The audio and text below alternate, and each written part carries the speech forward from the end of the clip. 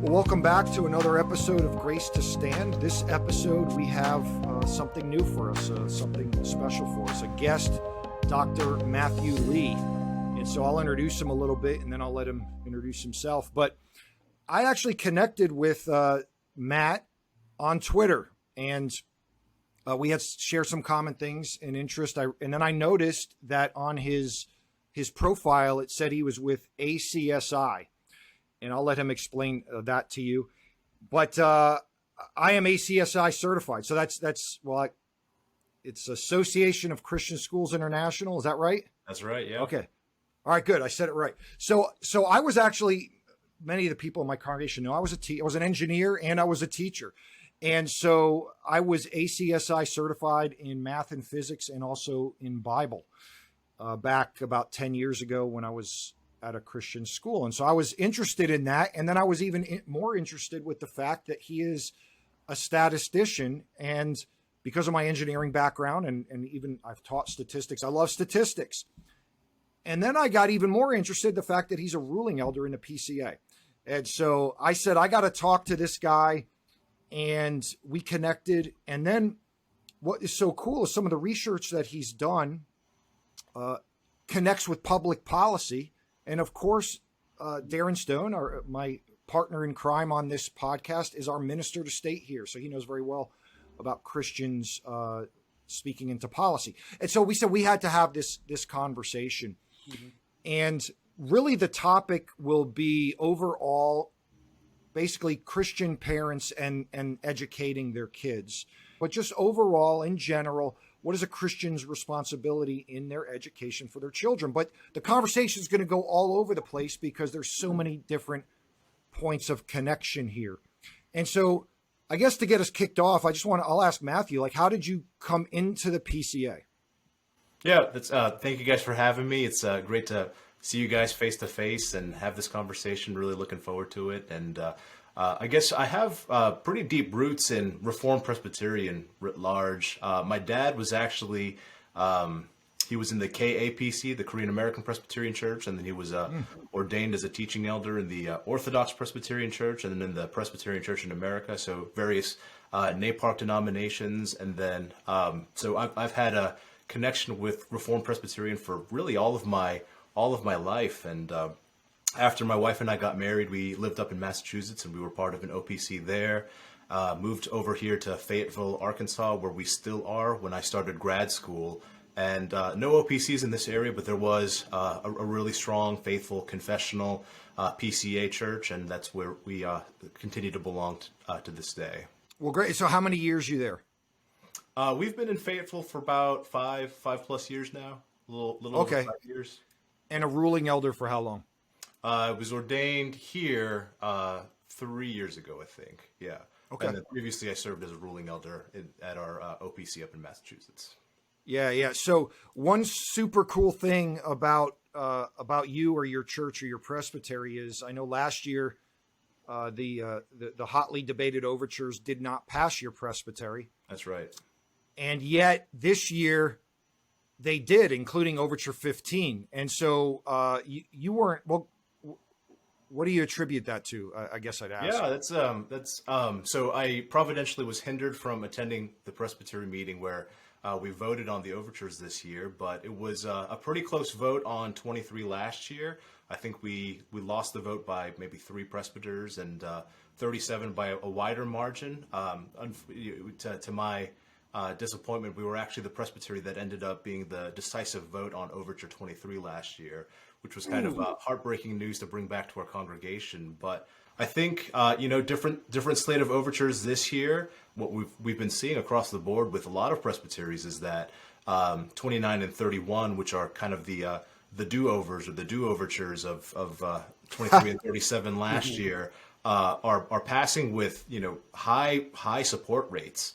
And then 15, I think, was a surprising one. I did not expect Hills and Plains Presbytery to pass Overture 15, and I'm delighted that it did.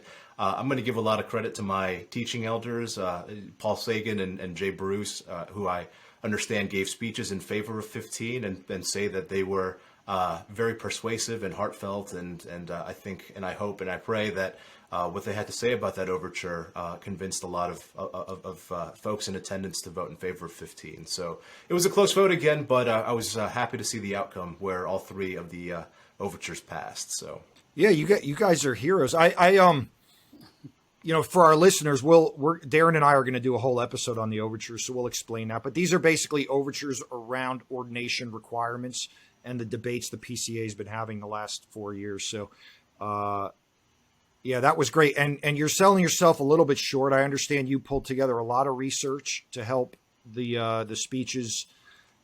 Even though you weren't there, your words were there. I put something together for my own benefit and edification. Enjoyed reading what other folks have been putting out there on the overtures, yourself included, and put these notes together. I was voted as an alternate to attend Presbytery, so I was preparing for the possibility that I would have to attend at the last minute, but put those notes together, and I think it's about a 3.5 hour drive over from where we are in Fayetteville to where Presbytery was meeting this time. And so I guess the elders that we sent over read through my outline, and that kind of helped them think through the speeches that they wanted to make. So I don't know how big of a part. I think they were pretty well prepared anyways, but if it helped them craft some clever arguments, then I hope it was helpful. No, I'm thankful. I'm thankful for that flip from presbyteries. It'll be interesting to see how this all pans out, but it's been fascinating to see how 15 has it's done surprisingly well thus far. I mean, you just don't know what it'll look like as we get down the road with the other presbyteries, but to see a presbytery flip in the direction that Hills and Plains did is an encouraging sign to me, especially given with how close the vote was at General Assembly on that particular overture. Yeah, that's right. Well, hey, let's switch gears just a little bit, and I'm interested to hear a little bit more about what you do and how you came into ACSI, what the organization does, and what your track is within ACSI. So, yeah, thanks. So, I work for an organization called, as George mentioned, the Association of Christian Schools International. It's an organization that provides a lot of services and support to Christian schools across the world. So our services touch about, I think, 30,000 schools worldwide, and that includes 5.5 million students in one way or another. And so some of the services might include legal help in terms of defense if a school needs something like that. Accreditation services is something else we offer. We have a textbook division as well with purposeful design. And then my responsibility with the organization is in the research department. So I worked as a public school teacher for a few years up in Massachusetts before going to grad school. It was actually a public charter school, and that was my first exposure to school choice as a policy mechanism. I was a public school educated myself growing up, and so this was the first time that I'd been exposed to the idea that parents can choose a school other than their residentially assigned district public school to send their kids. I knew about private schools, of course, but then I didn't realize that there was this now growing movement where we see public charter schools in the conversation now, as well as private school choice programs that offer publicly funded scholarships for families to attend private schools. And I think being in a charter school really opened up, in my mind, the idea that choice can be and competitive pressures can be this policy mechanism that helps all schools improve. It was a very successful charter school that I taught at, and over the course of my time there, I saw a lot of the other schools in the area adapt their offerings, and even adopt some of the pedagogical practices that we were using in response to the competition that our school was now exerting on the education marketplace up there. And so I wanted to study more about this as a policy mechanism for how to improve school quality across the board.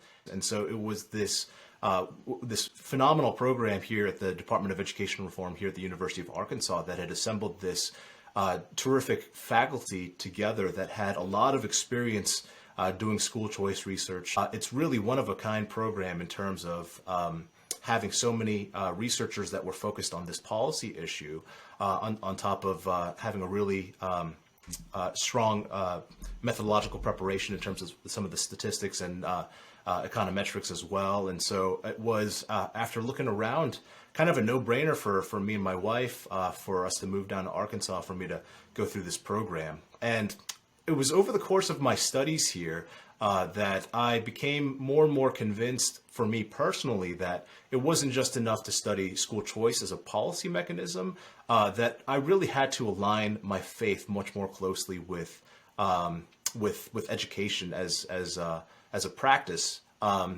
I think one of the things I appreciate about my program is that not only were we trained quantitatively to think about research questions, but they also encouraged us to think philosophically about what the purpose of education is, and then what a policy system that best supports that kind of purpose is. And I think over the course of thinking about policy and philosophy together, I realized that you really can't separate education from your worldview. You guys had Ike Reeder on one of your recent episodes, and I remember you guys talking about how, it's impossible to separate teaching and worldview. You're always going to be teaching from a worldview, and that kind of led me to the conclusion that, well, we should be thinking about what does education look like from a Christian worldview. If we do profess to claim the Christian faith, then it's not simply enough to think about education in a secular sense or in a morally neutral sense, because that's impossible. We need to be thinking of how can we be raising our kids in the Christian faith and from a biblical worldview. And that ultimately took me over to ACSI, where I work now as my title, I guess, is the Director of Research. And it's a privilege for me to apply the skills that I learned in grad school to a Christian context. Yeah. So, I would imagine you've been asked, especially as you did study on school choice, that you'll tell us a little bit about, but whose responsibility is it for a child's education? I mean, the state would say it's the state's job, and parents more and more, they don't even want parents, it seems, to be informed. And you're obviously coming at it from a Christian perspective within a Christian accrediting body. So where would you go in Scripture? How do you defend that to people? Yeah, and I guess to answer that question, I'd reference another recent episode you guys had on great conversation on family worship, and I think one of the passages you guys brought up there was Deuteronomy 6. That's one of the passages that I always turn to think about what it means to think about education from a Christian perspective. So Deuteronomy 6, Moses is giving his instructions to his people. Passage starts by saying, "Hear, O Israel, the Lord our God is one." And I think one of the things I love about that passage is that Moses is using God's covenant name there. And so he's talking about God is already in this covenant relationship with you. And therefore, what are the responsibilities that he expects as your covenant God, in terms of not only living out your life, but in terms of raising up your children to follow in the faith after you.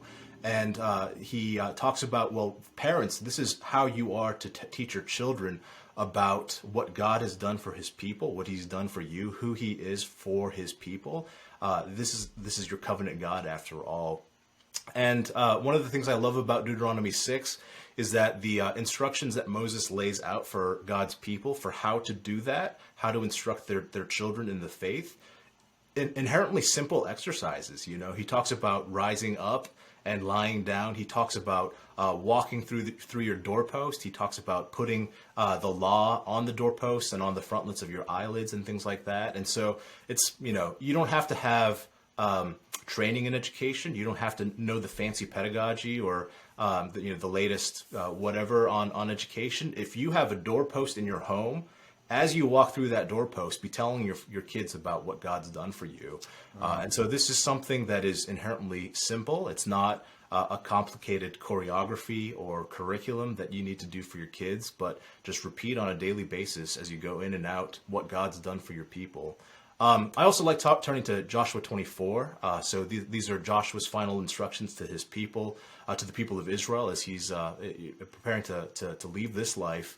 And the famous passage that a lot of folks like to cite is, choose this day whom you will serve, but as for me and my house, we will serve the Lord. And again, I think laying out another biblical example of the parental prerogative in education, that Joshua is claiming authority over his family in choosing what their path is going to be. And so that looks like providing the training. That looks like making sure that his children are raised to understand who God is and what he's done for his people. And one of the encouraging things, the grace to stand perhaps on parents and education in that chapter. I love reading towards the end of the chapter about how Israel followed in the faith, not only in the days that Joshua led the people there, but even after Joshua passed away, the children of Israel continued in the faith for all the days of the elders who outlived Joshua as well.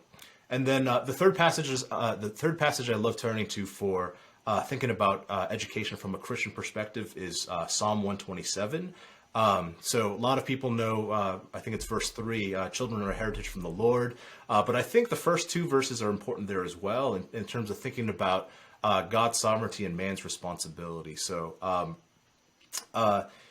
God is sovereign to bless the building of the house and the watching of the city. But at the same time, man is responsible for building up the house and watching over the city. But it's God's sovereignty that he's going to be faithful to bring children's hearts out of their out of the deadness of their sin into spiritual life, so that they can profess faith in Christ. And so children are a heritage from the Lord, because where else do we believe more firmly that parents have the authority, have the responsibility of raising up their children, while also trusting in God's sovereignty that he's going to bless their efforts. So, there are lots of passages that I think we could turn to, but those are three that I always turn to think about why it's so important for parents in particular. That's the question that you led with, to be directing the education of their children. Yeah, and Susan and I mean, we've, so just to stress, I mean, this applies no matter how you're choosing to educate your kids. I mean, we've had our kids in Catholic school, in Christian school, we've homeschooled, and we've had them in the public school, and we were making good choices all along the way, and so I've appreciated that for sure. Matt, I don't know if you're seeing this, but it just seems as if, it's to speak anecdotally, that Christian parents, at least in the orbit of churches that I find myself in, seem to be really asking these questions maybe more intentionally than they might have in the past. I mean, when I think about my background growing up, I mean, you either went to public school and then there were some Christian schools, and I mean, even the concept of homeschooling, I never even heard. I thought that was illegal. Yeah. I met when I was in college, my senior year, I met one person who was homeschooled. I thought that was total. I didn't know that you could do that. And and then since then, we've seen the rise of charter schools. We've seen various voucher programs in different states. In North Carolina, we have the North Carolina Opportunity Scholarship that the parents can apply for. I mean, and you can have a fair income and still receive the scholarship and receive that scholarship to attend a private school or a Christian school of your choice. From what I understand, you've been involved in a parent choice study and been part of some advocacy of that.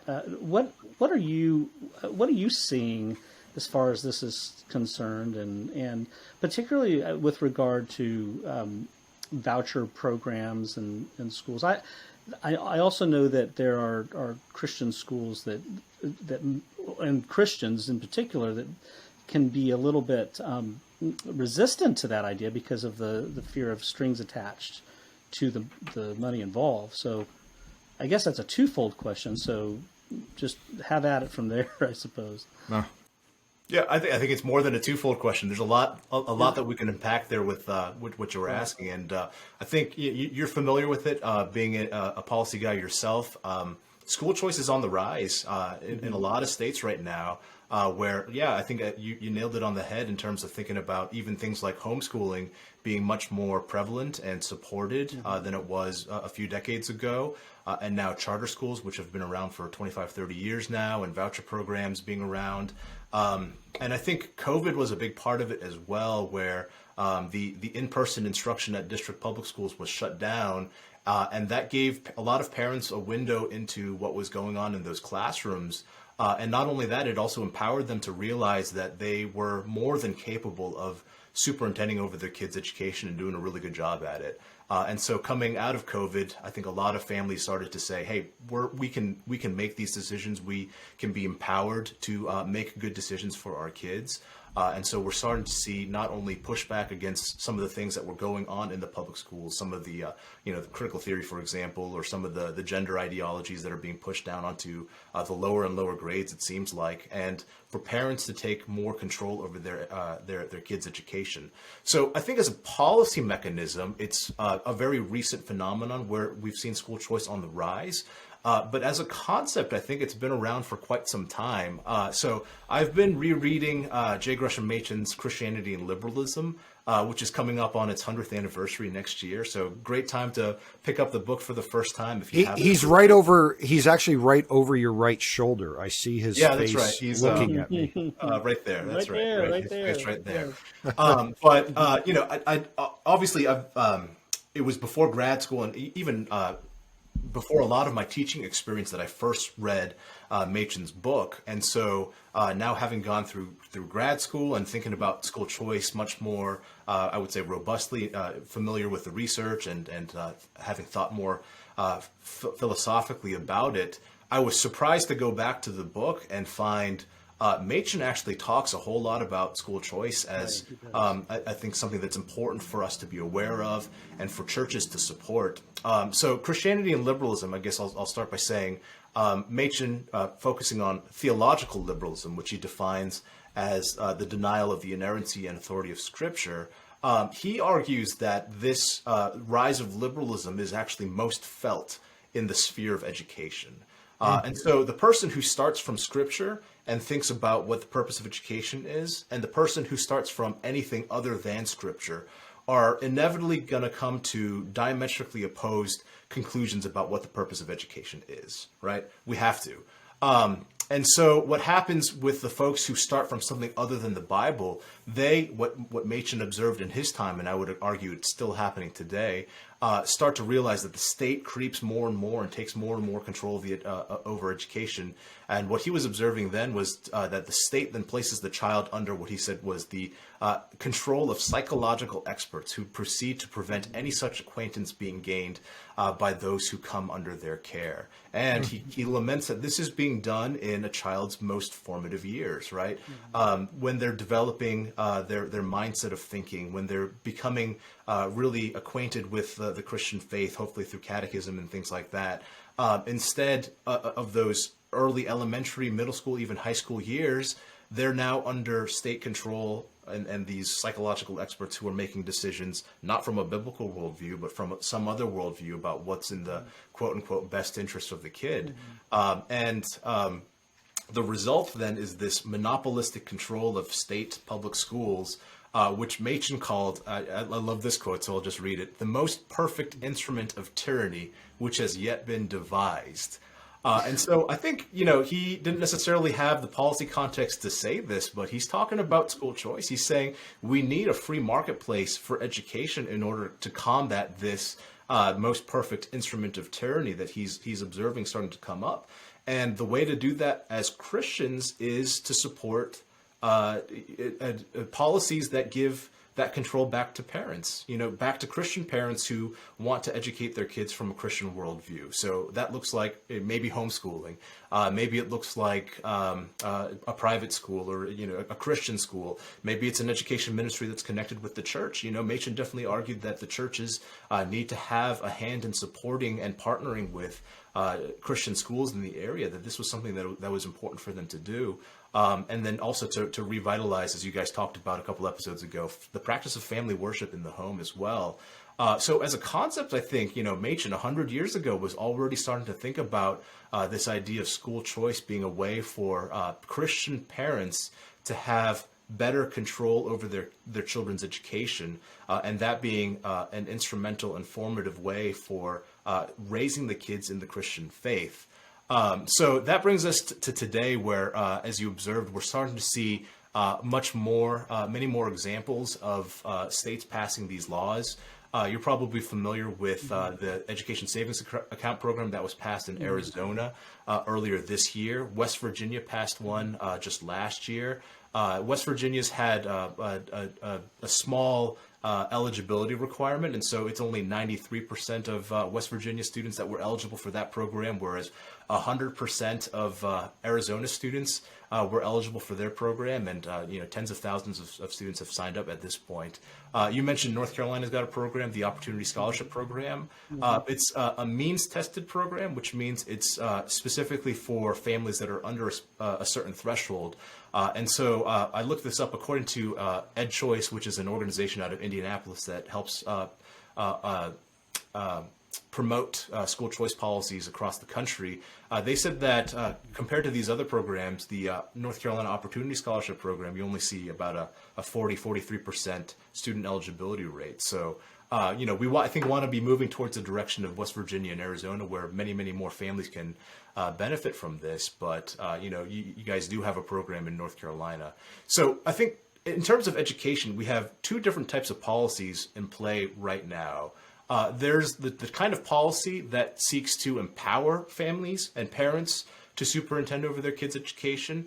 And then there's another kind of policy that seeks to undermine parents' ability to do this by separating their control from their kids and giving more of that parental control, which the Bible clearly gives to parents, away from the parents and to these psychological experts or public school administrators and things like that. So I caught three examples of this in recent news. So one was I think a few weeks ago, there was a video that was reported by the media which shows a public school principal in Utah in which she very casually discusses how the principal has the responsibility of hiding students' sensitive personal information from their parents.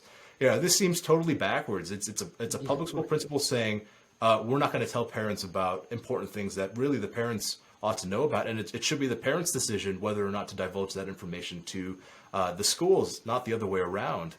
So in this case, if a school determined that parents would not be supportive of a student's gender transition or non-biological gender identity, the school would simply hide that from the parents. So this is an example of, I think, a move that the state is making to undermine parents' ability to superintend over their kids' education.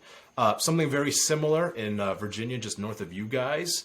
Virginia Democrats recently introduced a bill that would deem it a hate crime if parents, here's the direct quote, do not affirm their child's sexual orientation or gender identity. This is something that's emerged very quickly over the past few years, and all of a sudden it's being deemed a hate crime if parents don't go along with what these folks deem is in the best interest of the kids. Of course, we know it's not. And so, again, undermining parental authority here over their kids. And then you've got a gubernatorial candidate up in Pennsylvania, Josh Shapiro, who recently pledged that his campaign would support that kind of policy as well, to make it a hate crime for parents not to support their kids' transition or gender identity. So you have these policies that are being pushed, generally by the left right now, that I think really seek to undermine parents' ability to control their kids' education and superintend over their kids' education. And in contrast, I would say the type of policy that seeks to empower families to be able to exercise parental choice to superintend over their kids' education is what we've been talking about, the school choice stuff, in terms of giving parents as many options as possible to find the best school that serves their needs. And when parents have this kind of choice, there's been some research done on how parents make these kinds of decisions. And one of the top reasons that's always cited, religious instruction, moral instruction. They want schooling that is consistent with their faith and what they believe. And you can imagine what a powerful combination that is when what's being taught at home matches what's being preached from the pulpit on Sundays, matches what's being taught in the school, as opposed to having three different perspectives on those things or something absent altogether. And so the research project that you mentioned that we did recently was to figure out what kinds of policies do Christian schools want. So a lot of times these private school choice programs, they depend on the participation of private schools to say, yes, we will be a school that accepts that scholarship for a student to come here. So Arizona, universal is a different kind of story. But the Opportunity Scholarship Program in North Carolina, for example, would be an example where schools actually have to opt in. Because, there might be, as you mentioned, strings attached, other regulations involved. There might be a standardized testing regime, or it might be copay prohibition, which prevents a school from collecting the difference between their advertised tuition and the amount of the scholarship. So there are a few reasons why schools wouldn't want to participate. And so the study that we did was to test a control condition, which was to say, if you participate in this program, you'll have no additional regulations or government requirements, against 4 different regulations. And so those 4 regulations were standardized testing, open enrollment, which is you can't expect families will indicate agreement with your school statement of faith. An employment regulation, which is that you can't expect your faculty and staff to indicate agreement with your school statement of faith. And then the last one was copay prohibition, which is, again, charging that difference between your school's advertised tuition and the value of the scholarship. And what we found was that the open enrollment mandate and the employment regulation virtually eliminated all willingness to participate in a private school choice program. So Christian schools, about 80% of them at baseline were willing to participate in a program like this. And then the open enrollment reduced that by 60 percentage points. The employment regulation eliminated all willingness, so reduced it by 80 percentage points. So I think what this says is, it really matters to schools who's in their buildings in terms of they want faculty and staff who are going to be supportive of their mission, as any organization would want. You don't want folks that are going to undermine the goals and the vision that you have as an organization. And Christian schools are no different. They want teachers who agree with their statement of faith to be teaching their kids. And so it matters to them to be able to hire on mission in order to continue to support the mission of perhaps what they were founded to do, which is to raise their kids, to teach their kids and instruct their kids from a biblical worldview. So these are the kinds of things that are going to keep schools out. And from a policy perspective, this is really important because the fewer options that parents have available to them, the worse the scholarship program does. And so if you have a really low participation rate among schools, you don't have the options. Parents really aren't making the choice that they ideally would, and the test score outcomes suffer. The graduation rate outcomes suffer. The college enrollment and graduation rates, those all suffer. We want to encourage as many schools to participate as possible. And so not having these regulations in place for a private school choice program, I think, is the best way to do this. Certainly for our member schools, and I would say a lot of schools would probably agree with that, especially considering that 2/3 of all private schools in the U.S. are faith-based in some way or another. And so, undermining their ability to truly be faith-based it hurts their mission and discourages them from participating. Well, so what you said a few minutes ago was interesting about the requirement, like the open enrollment, so they can't, there could be no discrimination on the student based on a statement of faith, or the other one on the hiring practices. I mean, it's common sense that those undermine the institution's ability to be who the institution needs to be. I've worked in multiple private schools and Christian schools, and so they exist for a purpose and for a mission. And once the state imposes upon them employment practices or who their customer base can be, it essentially erodes who they can be. And the reason why parents would want to send their kids to the school to begin with, Yeah, that's exactly right. So Darin, your ministry is to politicians. Matt's research is for a purpose. Would you say it's for lobbying, Matt? It's for advocacy? And then Darin, how do you kind of, as you think about Christians in the political sphere, how do you view this study being used? Yeah, Darin, you want to go? Well, I mean, I think politicians go into a situation where they're being challenged to make policy. They need to have some data behind it. I mean, they need to have something that demonstrates that the policy for which they are advocating is actually promoting the public good and promoting the best interest of their constituents and the best interest of their state.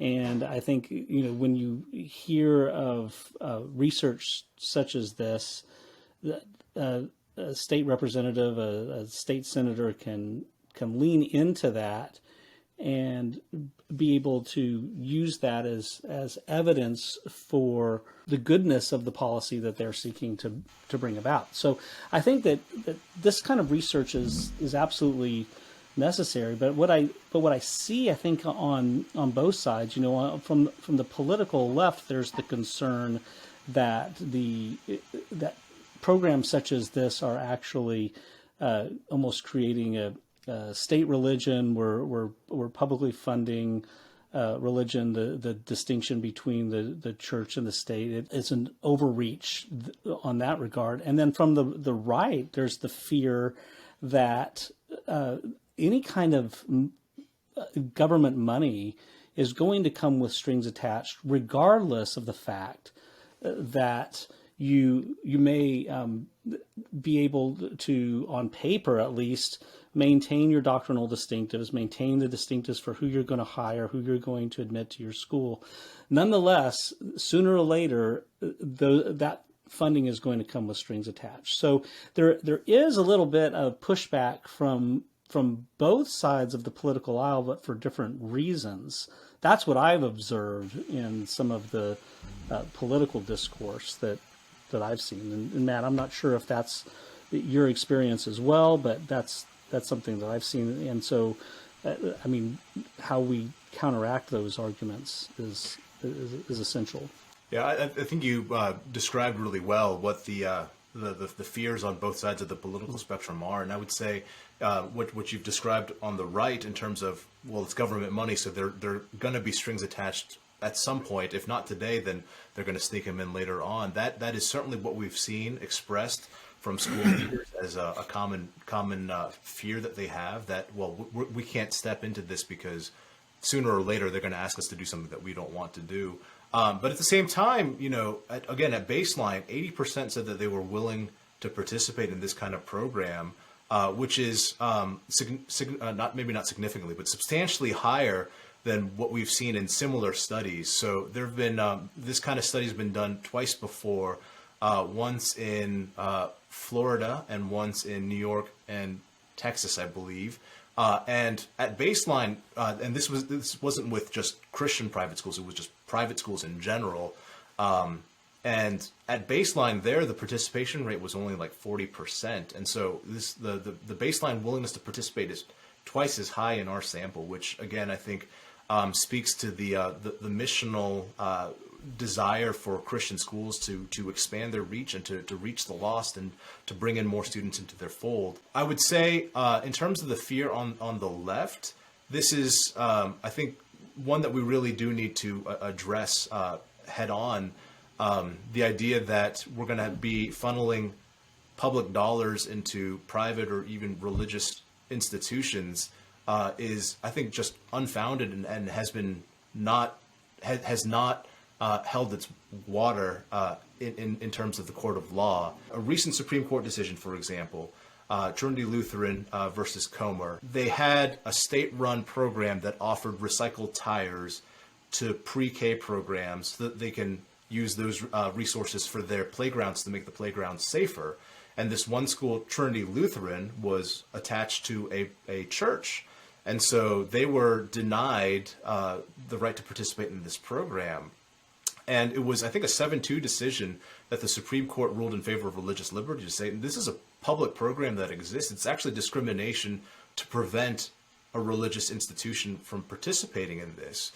Stephen Breyer wrote one of the concurring opinions, and he's a justice that typically sides with the progressives, but actually sided with the conservatives on this issue. And he, I think, gave this really great analogy to say, if a church were burning down, we wouldn't prevent the fire department from going and putting out the fire. Mm-hmm. A fire department is a publicly funded resource that can be directed to a religious organization, a religious facility, and that's not a violation of the First Amendment. The First Amendment prevents the government from establishing religion, right? And so we can't say that the state of North Carolina is going to create this new religion and that all state officials need to adhere to this religion. By funding schools, you're not establishing a religion. This religion, Christianity, exists already with or without these public dollars going to the schools. And so it's not a matter of establishing religion. It's actually a matter of discrimination against a particular religion if you're designing policy in such a way that prevents faith-based schools from accessing a publicly existing program. That's good. So I was thinking back to something you said much earlier in this discussion about, you kind of gave three spheres, which I thought was helpful. So there's the things that parents are doing in the home. There's what's being taught in the church, and then what's being taught in the schools. It was just being impressed upon in my mind about how important the home piece is in the context of the bigger discussion here, not necessarily the studies that you've done. We see this in the church, and I think school teachers would say they see it in the schools. The idea that so often parents subcontract out the responsibility of education to the school they're going to, whether it's public school, Christian school, or even a homeschool co-op, in my experience. And then we see that, in the church also, where it's kind of like their faith formation happens in the church and it's not being reinforced in the home. And I know this wasn't the purpose of this call or bringing you on, but I just think in the context of this conversation, it has to start in the home. And then we would hope that it would be reinforced in the church and in the school. And in the context of the school, like, I don't expect the public school to reinforce Christianity, but I also don't want them to contradict it. And so I think it's a parent's responsibility to, whether you're sending your kid to a Christian school, a private school, or a public school, to know what your kids are being taught and know what they're experiencing. And I've worked in Christian schools. A lot of people send their kids to Christian schools just to get them out of the public schools. And then there's this impression that, well, they're in a Christian school. And my kids are in Christian school right now, but I'm constantly telling them, just because you're in a Christian school and everybody there claims to be a Christian, doesn't mean A, they're all Christian, and B, what they're doing is okay. And I just want to encourage parents, like, sending your kids to a Christian school doesn't suddenly solve all the problems. I mean, I worked in one of the largest, richest Christian schools in the country, and those kids has access to different kinds of drugs than the kids in the public schools because they had money, And I would say that, of course, the biblical sexual ethic was reinforced in the Christian school. So many kids were just living like the world, and they were able to hide it. And so I just think back to the original point that you were making at the beginning with Deuteronomy. This starts in the home. And more I understand in this day and age where we have Supreme Court justices that don't know how to define what a woman is, that I understand why people are pulling out of the public schools. Again, we send our kids to public school here. And as a matter of fact, in my son's class, they were playing Christian music. So, they had Christian teachers. We had a wonderful experience. And so, but I understand why more and more people are seeking other options, because we're in a post-Christian, secular, humanistic society where our values are being attacked. But also I want to make sure our people know not to be misled, that just because you may have made a choice, you had a parent's choice of where to send your kid to school, that suddenly you're outsourcing that to that school. So I know I said a lot there. I don't any thoughts from either of you on that? That's a great point. Yeah. So I would say, if you're sending your kid to a Christian school because you expect that there won't be sin in that Christian school, then prepare to be disappointed. Or if you're homeschooling your kids because you don't want them to be exposed to sinful influences outside the home, prepare to be disappointed, because wherever you find sinners, you're going to find some sin too. And I think the difference is, hopefully, what Christian schools are doing is, how are they responding to that sin? How are they responding to the brokenness of the world? And hopefully we see that is done in a way that's rooted in the Bible, first and foremost. You're never going to get that in a public school. Like you said, we're not going to be taught Christian social ethic in public schools. We can't expect public schools to be neutral. I guess I turned to another Reformed guy, Cornelius Van Til, on this one. He wrote a great collection of essays on Christian education back in 1979, and he describes it as, you got to remember, this is a cosmic struggle between good and evil. Everything is either in the kingdom of light or in the kingdom of darkness. There is no middle ground. And so he commented on how it's impossible to separate out Christianity from culture, and that includes education, because every decision that a school makes is going to be, in one way or another, instructive about eudaimonia, the good life, about what the purpose of life is, what man's chief end is, what eternity is. You know, that's a decision to include something in the curriculum or to exclude something in the curriculum. And so a public school, for example, by excluding the Bible, has made a pronouncement that this is not something that is worthy of study, and that is communicating something to the children. Whereas a Christian school, yeah, you're going to find some bad influences there, I think, inevitably, because there are sinners there. And depending on the kind of Christian school it is, maybe it's more ecumenical or broader in its Christian fellowship than your church might be, or your home might be, or something like that. But at the end of the day, I think that the hope and the desire is that they're approaching these things biblically, and they're approaching these things from a biblical worldview. Van Til actually writes pretty strongly on this. I'll just quote him. "It is because we would have our children after us to believe this fact of the coming of the Son of God into the world to save the world that we need the Christian school." So, I'm not going to go so far as to say that a Christian family should never enroll their kids in a public school. But I think, again, with the kinds of pressures that they're facing now, and what families have realized during the coronavirus, I think it's becoming harder and harder to justify that. And I think what I would say is, don't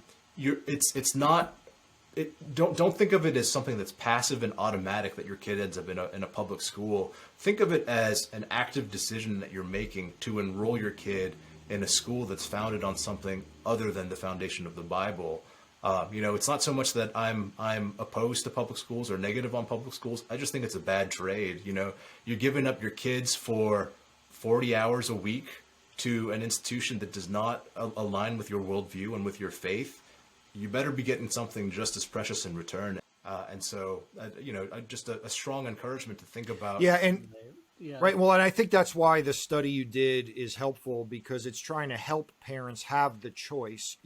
I also think there's, not every area in the country is the same. Like our Davidson County, where our church is, well, you can look at it on a political, you can look up the political affiliation with it there, and there's very strong Christian values, and most of the teachers seem to be Christian in the schools. And so I'm sympathetic to parents that are saying, well, we're in our community and we are trying to be a part of our community. We're trying to be missionaries in our community. And like, it hasn't infiltrated in this area the way it has where I come from in South Florida, where like, I honestly just don't know how Christians are sending their kids to those schools. So I understand what you're saying. I'm sympathetic in my context, but I believe it's important, the idea of school choice, because parents need to have a choice. There are parents who can't afford Christian. I mean, Christian schools are expensive. We know that. And you send 3 of them. And honestly, I'm a pastor and I'm getting a discount to send mine to a Christian school. So I know there's people that don't have that. And so I'm grateful to the school for doing that. Yeah, you're right. You need to make that decision. Your kids and what they can handle in terms of being a witness or being influenced by the culture around them. Your schools better than I do. You're in your immediate neighborhood. Right. Regardless of what you do, I mean, the parents need to parent their kids. I mean, you cannot. If you are homeschooling, sending your kids to the best Christian school on the planet, or to a very good public school, I mean, the parents need to parent. They are responsible for Deuteronomy 6, no matter what you do. And I mean, there may be, if you have a child with real special academic needs or also a whole host of special needs, I mean, there might be a public school situation which is just what, for one reason or another, you choose to do. But regardless, the parents need to know what is in the curriculum. They need to know what their child is learning. They need to ask good questions. They need to know their teachers. They just need to know what is going on and not be passive about that. And that is true in the Christian schools. I mean, there are a lot of Christian schools that are teaching junk out there too. So you just have to be on top of it either way. There was one question that I wanted to ask before we move on, and it's on it's maybe on a little bit of a different angle, but I from what I know, you were involved in an interesting study on Sabbath keeping with teachers and all that entailed. Could you tell us a little bit about that study and what you discovered, and maybe some of the practicalities for our listeners today? Yeah, it's a great little study. One of my favorites that I've done, and I grew into a great and a deep love for the Sabbath, and it continues to challenge me. And I continue to see ways in which I fall short of what I think the Bible teaches about the Sabbath. But I just see a clear pattern in Scripture of just how important it is for Christians to be intentional about honoring the Sabbath. So I'd wanted to do a study about Sabbath keeping for a while. I'd started kind of percolating my thoughts on this during grad school, but didn't really have like a good context to carry out this study. You know, it's like, how are you going to pass institutional review board at a public university for doing something like this or something like that? Yeah, right. And so it was when I got involved with ACSI, I was like, oh, this is the perfect opportunity. We fielded this survey among ACSI teachers, and we got a really great response rate. Was there anything that showed like an effect on people's lives? Yeah, so this was a correlational study, so we can't necessarily come to the conclusion that there was causal effect without some assumptions that are likely violated. But I guess we found two things in particular. One, Sabbath-keeping teachers were more likely to implement practices in their classroom that I think help protect the Sabbath for their students. So they were not only less likely to do work themselves on the Sabbath, whatever the Sabbath is to them, things like lesson planning or grading or attending professional meetings, that didn't take place on the Sabbath for them. But then they were also more likely to kind of extend those benefits to their students. So they were thoughtful about assigning homework over the weekend.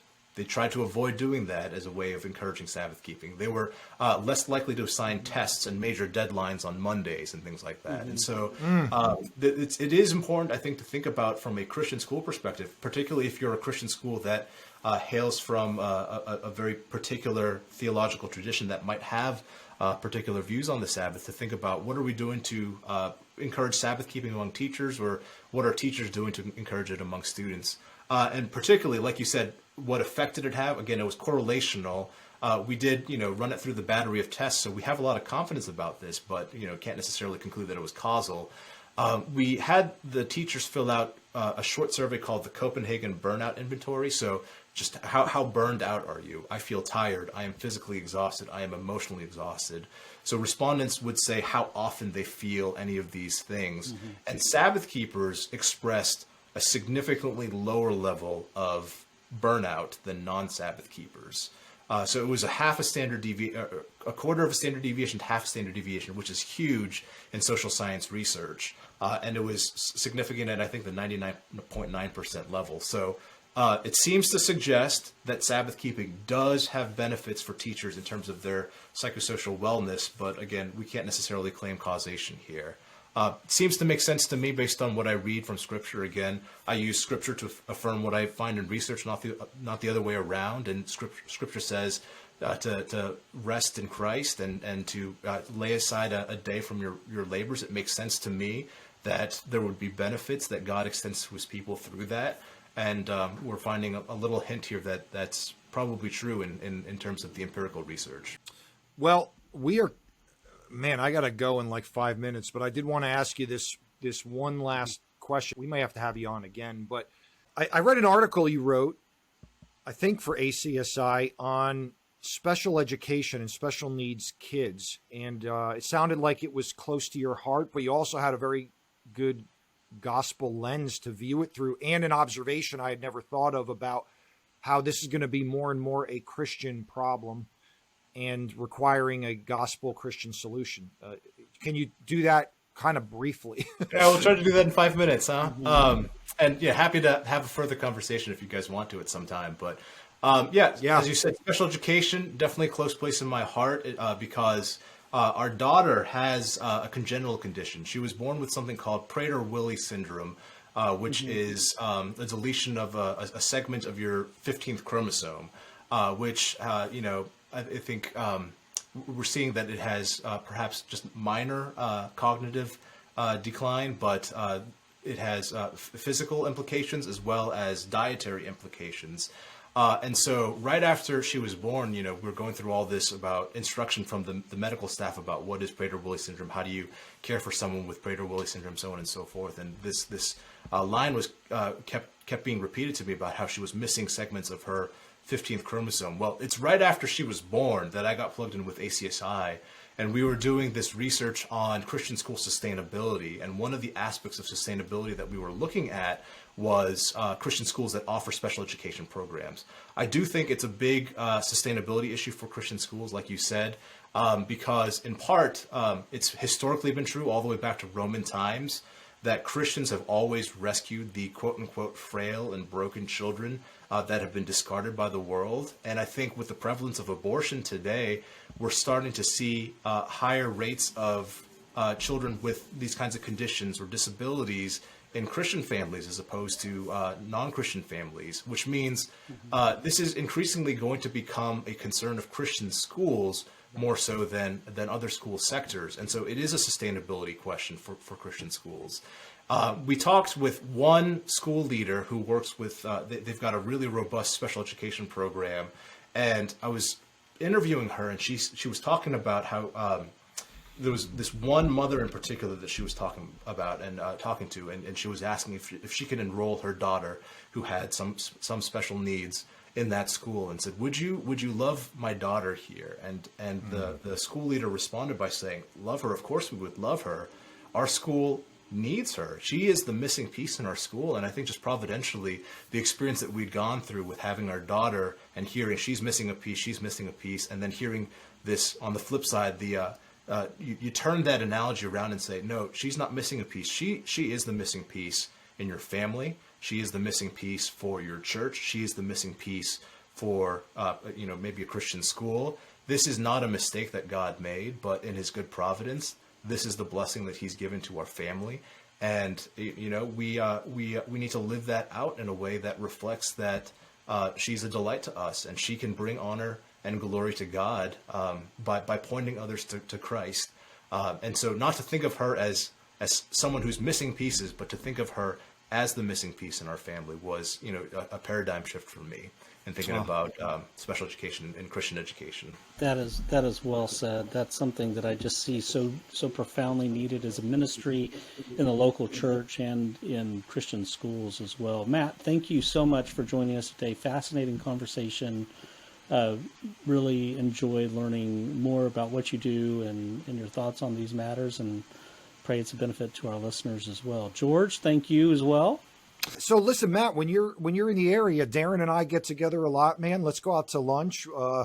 It could be barbecue or it could be other food, but we'd love to hang out with you. Yeah. I did, as you, I remember probably, I did undergrad in North Carolina, so I'm familiar with that vinegar-based. That's right. Yeah. And we didn't even tap in. I mean, you're a university professor and you have all kinds of other things. So I think we'll have you on again. But again, thanks for discussing a variety of issues with us, but just the appeal or exhortation of parents to take control of your kids' education, whatever school you have. Thanks for having me. It's been a great conversation. Yep, you're welcome. Bye now.